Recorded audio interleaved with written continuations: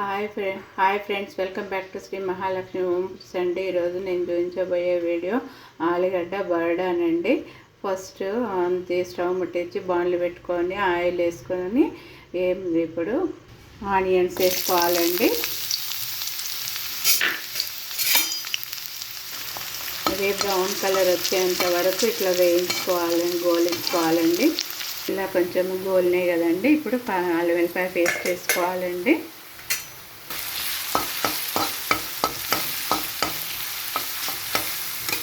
ఇప్పుడు కొంచెం పసుపు వేస్తున్నానండి.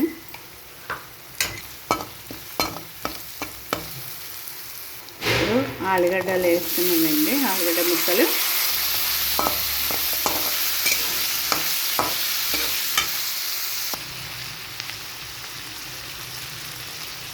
ఇప్పుడు ఇట్లా కొంచెం మూత పెట్టుకుందామండి. కొంచెం అన్ని వాటర్ పోసుకోండి. కొంచెం ఉడకాలి కదా. ఇట్లా ఆయిల్లో కొంచెం మగ్గినాక కొంచెం వాటర్ పోసుకోవాలి. ఇప్పుడు మళ్ళీ మూత పెట్టేసుకోవాలి.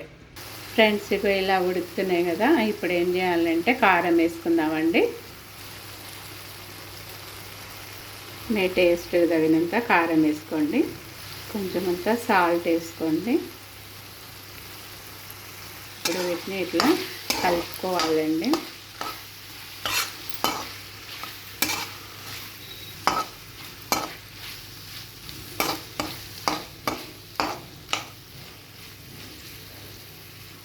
కొంచెం సేపు ఇట్లా మూత పెట్టుకుందామండి. ఉప్పు కారంలో మగ్గుతుంది.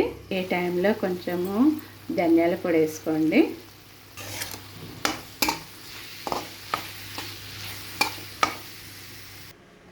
ఆలుగడ్డ బర్డ అంటే ఆలుగడ్డ కూర అంత అయినాక ఈ శనగపిండిలో కొంచెము ఆయిల్ ఇట్లా పోసి మంచిగా కలుపుకోవాలండి. పచ్చిపిండిల్ని ఇట్లా కలుపుకోవాలండి. మొత్తము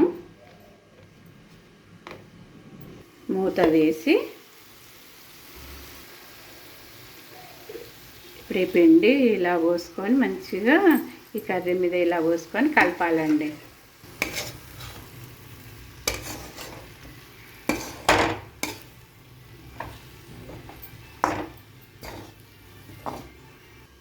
చూద్దామండి.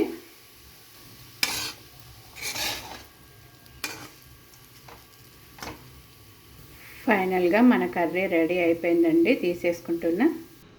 ఫైనల్గా ఆలు బర్డా రెడీ అయిపోయిందండి. నా వీడియో చూసి మీరు కూడా ఇలా చేసుకోండి. నా వీడియోకి ఒక లైక్ చేయండి, షేర్ చేయండి, సబ్స్క్రైబ్ చేయండి. బాయ్.